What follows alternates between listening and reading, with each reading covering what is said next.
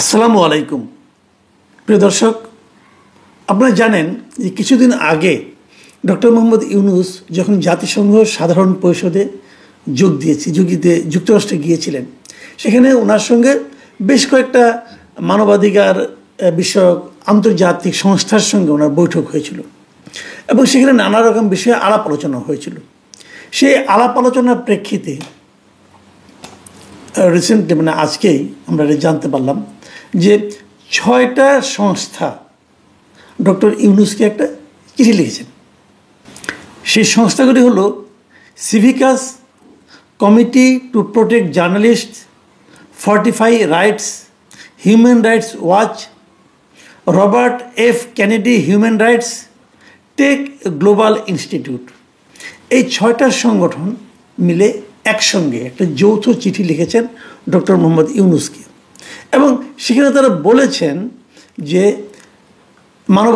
বাংলাদেশের মানবাধিকার পরিস্থিতির সামনে কীভাবে কী করা উচিত না, এবং তাদের চোখে কোনগুলো সমস্যা মনে হচ্ছে, কোনগুলি বিষয়ে তাদের আপত্তি আছে, এগুলো তাদের অবজারভেশনগুলো ওই চিঠিতে ওনারা তুলে ধরেছেন এবং তারপর তারা সেখানে 12টা সুপারিশ করেছেন।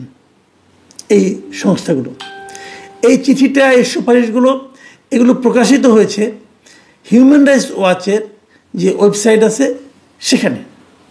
তো এই চিঠির অন্যান্য বিষয়, অনেক বিষয় নিয়ে আলোচনা করা হয়েছে। দেশের মানবাধিকার পরিস্থিতি নিয়ে আলোচনা করা হয়েছে, গণমাধ্যমের যে স্বাধীনতা সেটা নিয়ে আলোচনা করা হয়েছে, রাজনৈতিক কর্মীদেরকে বিভিন্নভাবে যে হেনস্থা করা হচ্ছে নানা রকম মিথ্যা মামলা দিয়ে, সেগুলি নিয়ে বলা হয়েছে। অনেক কিছু আছে। আবার কিছু কিছু ক্ষেত্রে ডক্টর ইউনূসের কিছু প্রশংসাও করা হয়েছে। তো প্রশংসাগুলো আপনারা পড়ে নিন, সমালোচনাগুলোও পড়ে নিন। আমি এত লম্বা তলাপ করতে 12টা নিয়ে আলোচনা করতে গেলে তো অনেকক্ষণ সময় লাগবে। অতক্ষণ সময় আপনারাও দিবেন না, আমিও নিতে পারবো না। আমি কেবল 2টো পয়েন্ট নিয়ে কথা বলবো, যে 2টো পয়েন্ট নিয়ে আমি অনেক দিন ধরেই কথা বলে আসছি। সেটার একটা হলো এই যে মামলা মোকদ্দমা, এক একটা মামলায় 200-300 লোককে বাদী করা হচ্ছে। একটা হত্যা মামলা হয়েছে, আপনি 40 জন আর্টিস্টকে মামলায় বাদী করে দিলেন। হত্যা মামলা না, মিরপুরের একটা ঘটনা বলি। মিরপুরে একটা হত্যা প্রচেষ্টা মামলা হয়েছে, তাকে নাকি হত্যা করার জন্য পরিকল্পনা করা হয়েছিল। সেই মামলায় 1 নম্বর আসামি হলো শেখ হাসিনা, 2 নম্বর আসামি হলো আসাদুজ্জামান কামাল, স্বরাষ্ট্রমন্ত্রী ওই সময়ের, এবং সেখানে 40-50 জন শিল্পীকে দেওয়া হয়েছে। আরেকটা মামলা হলো উত্তরাতে, সেখানে 50-60 জন সাংবাদিকের নাম দিয়ে দেওয়া হয়েছে। এরা সবাই আসামি। এবং সমস্যাগুলি কি হয়েছে, এরা যে সঙ্গে একটা ষড়যন্ত্রে এতজন সাংবাদিক কখনো একটা হত্যা প্রচেষ্টা মামলায় থাকতে পারে? এটা হয়? ওটা তো হয় না। তারপর দিয়েছে এবং তাদের বিরুদ্ধে এখন চলছে হয়রানি। তাদের হয় লুকিয়ে থাকতে হচ্ছে, অথবা ধরা পড়লে জেলে থাকতে হচ্ছে, জামিনও হচ্ছে না। তো এই যে এগুলো কি? এগুলো আসলে হয়রানি করার জন্য। হয়রানি করা হচ্ছে রাজনীতিবিদদের, হয়রানি করা হচ্ছে গণমাধ্যম কর্মীদের, অনেককে হয়রানি করা হচ্ছে। তো এখন এই ধরনের মামলার বিষয়গুলো ব্যাপারে এই সংগঠনটা নিজেরা বলেছে এবং সেখানে কি বলেছে, এটা হলো ওদের 8 নম্বর যে সুপারিশটা, সেই সুপারিশে আছে। সেখানে তারা বলেছে যে রাজনৈতিক উদ্দেশ্য প্রণোদিত মামলা প্রত্যাহার করতে বলছে, যে অন্তর্বর্তীকালীন সরকারকে আগস্ট 2024-এর আগে ও পরে দায়ের হওয়া সব রাজনৈতিক উদ্দেশ্য প্রণোদিত মামলা পর্যালোচনা করে বাতিল করতে হবে, বিশেষ করে যেগুলোর কোনো বিশ্বাসযোগ্য প্রমাণ নেই। এই সরকার আসার আগেও যেগুলো হয়েছে, যেগুলো আওয়ামী লীগ সরকার করেছিল, ওগুলোও তারা বলছে যে পর্যালোচনা করে বাতিল করতে বলেছে। অনেকগুলো কিন্তু বাতিল হয় না। বিএনপির অনেকে কিন্তু এখনও নিয়মিত হাজিরা দিয়ে বেড়াচ্ছে। আওয়ামী লীগ আমলে করা মামলায় বিএনপির অনেক লিডার এখনও কিন্তু আদালতে যে হাজিরা হচ্ছে। কি দরকার? এগুলো একটা পর্যালোচনা করে বাতিল করে দেন। কেন মানুষকে ভোগান্তি দিতে পারছেন আপনারা? আর পরে যেগুলো হয়েছে এগুলো তো আপনারা সবাই জানেন, যে একটা মামলা হত্যা প্রচেষ্টা, অমুকের গুলি লাগছে অথবা অমুকের একটা সরা গুলি লাগছে, ওই মামলায় হয়তো 200 লোককে আসামি করছেন। আসামি হতে পারে, আপনি 5 জন 10 জনকে করেন, 200 লোক মিলে এটা কাজ করছে, এটা কি হয় নাকি? এটা কি বিশ্বাসযোগ্য? কেউ বিশ্বাস করবে না। এবং মাঝখানে আমরা দেখলাম, জেডাই খান পান্না নামে একটা মামলা করা হয়েছিল। জেডাই খান পান্না বাদীকে জিজ্ঞাসা করা হয়েছে, আপনি কি জেডাই খান পান্নাকে চেনেন? উনি তাকে চেনেও না। তো আপনি তাহলে যাকে চেনেন না তার নাম কি করে দিলেন? আমাকে উকিলরা বলেছে। উকিলগুলি কারো বিএনপি এবং জামাতের উকিলরা নাকি তাকে প্ররোচিত করেছে এই নামগুলি বসানোর জন্য। তো বোঝাই যায় এই সমস্ত ক্ষেত্রে আমি বলেছিলাম যে যারা এই মামলাগুলি করতে প্ররোচিত করে সেই লোকগুলিকে আগে ধরা উচিত। ধরলেই এই ধরনের মামলা থেমে যেত।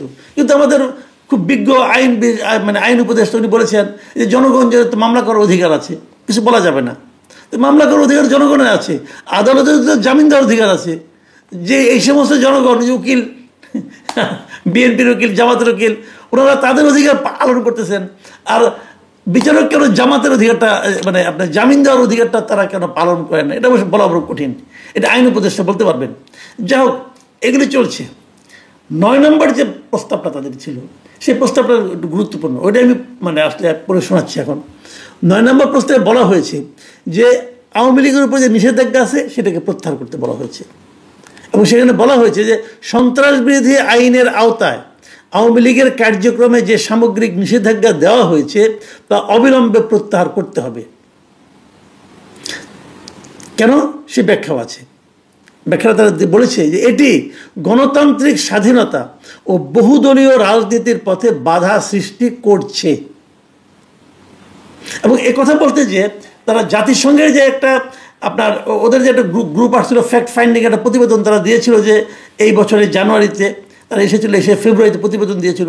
সেই প্রতিবেদনের কথা তারা উল্লেখ করেছে। তারা বলেছে যে জাতিসংঘের ফেব্রুয়ারি 2025 সালের ফ্যাক্ট ফাইন্ডিং প্রতিবেদনে বলা হয়েছে গণতান্ত্রিক পুনঃপ্রতিষ্ঠার স্বার্থে রাজনৈতিক দল নিষিদ্ধ করা থেকে বিরত থাকতে হবে।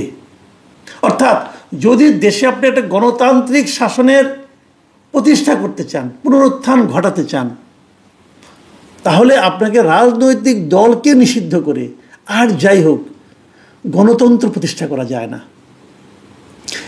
অনেকে মন খারাপ করতে পারেন যে না করতে হবে, ফ্যাসিবাদ অমুক তমুক, আপনি যা ইচ্ছা তাই বলেন, কোনো সমস্যা নেই, এটা আপনার অধিকার, আপনার গণতান্ত্রিক অধিকার। কিন্তু তার সমালোচনা করারও আমাদের গণতান্ত্রিক অধিকার। এই যে কাজটা করেছেন, কেন করেছেন? বলেছেন কি আওয়ামী লীগের বিচার হবে, করেন বিচার, বিচারে কোনো আপত্তি নাই, বিচার করেন। বিচারটা শুরু করেছেন, মামলা হয়েছে কোনো আওয়ামী লীগের বিরুদ্ধে? এখনো হয় নাই। কেন হয় নাই? আপনার মামলা করেন, মামলা করে যদি বিচার বিভাগীয় সিদ্ধান্ত হয় যে আওয়ামী লীগকে নিষিদ্ধ করতে হবে, করেন, আমার তো কোনো আপত্তি নাই। কিন্তু আপনি নির্বাহী আদেশে বিচার হবে কথা বলে আওয়ামী লীগের সমস্ত ধরনের রাজনৈতিক কার্যক্রম স্থগিত করে রেখেছেন, এটা আপনি অন্যায় করেছেন, এটা আপনি অন্যায় করেছেন, এটা ঠিক করে নেই। এই কথাটাই কিন্তু ওরা বলছে, এবং ওরা বলছে যে এই নিষেধাজ্ঞা যেটা দেওয়া হয়েছে সেটা অবিলম্বে প্রত্যাহার করতে হবে। প্রত্যাহার হবে এই দেশে? অবিলম্বে প্রত্যাহার করা সম্ভব? আওয়ামী লীগের নিষিদ্ধ করার পিছনে দাবিটা মূলত কাদের ছিল? হাসনাত আবদুল্লাহ এবং তার মধ্যে কিছু কিছু লোকজন তার সঙ্গে মিলে তারা এই দাবিটা তুলেছিল। যারা দাবি তুলেছিল রাজনৈতিক বিচারে এই বাংলাদেশের জনগণের মধ্যে তাদের অবস্থান কোথায় এখন? কাজেই কে দাবি তুললো, কীভাবে দাবি তুললো সেটা ইম্পর্টেন্ট না। ইম্পর্টেন্ট হলো আপনার লক্ষ্যটা কি। আপনার লক্ষ্য হলো দেশকে গণতান্ত্রিক ধারায় ফিরিয়ে আনা, এবং সেটা করার ক্ষেত্রে আপনি পলিটিক্যাল পার্টিকে নিষিদ্ধ করে গণতন্ত্র প্রতিষ্ঠা করা যায় না। এই কথাটা শুরুর থেকে আমি বলছি। বলাতে অনেকে আমাকে বলে আমি নাকি আওয়ামী লীগের দোষর হতে পারি। ভাই, আপনারা যখন বলছেন কেয়ার করা, আপনাদের মুখটা বন্ধ করতে পারবো না, কিন্তু প্রশ্নটা হলো আপনি আমাকে থামাই দেন, কোনো সমস্যা নাই, আওয়ামী লীগকে নিষিদ্ধ করে দেন, সেটা কোনো সমস্যা নাই, কিন্তু সারা বিশ্বকে আপনার এই কাজটাকে ডেমোক্রেটিক প্রসেস বলবে কিনা, আপনার এই কাজটাকে তারা কি গণতন্ত্র হিসেবে মানবে কিনা? আপনি একা একা বাস করতে পারবেন? আপনাকে দুনিয়া নিয়ে চলতে হবে না? যা হোক, আমি আশা করব তারপরও সবার শুভবুদ্ধির উদয় হোক, দেশ গণতন্ত্রের ধারায় ফিরে আসুক। প্রিয় দর্শক, এখন এ পর্যন্তই।